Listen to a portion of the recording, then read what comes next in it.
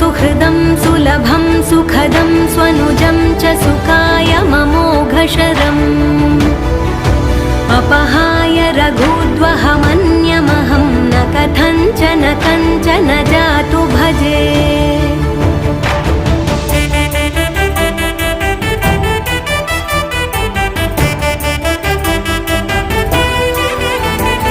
विना वेङ्कटेशं ननाथो ननाथः सदा वेङ्कटेशं स्मरामि स्मरामि।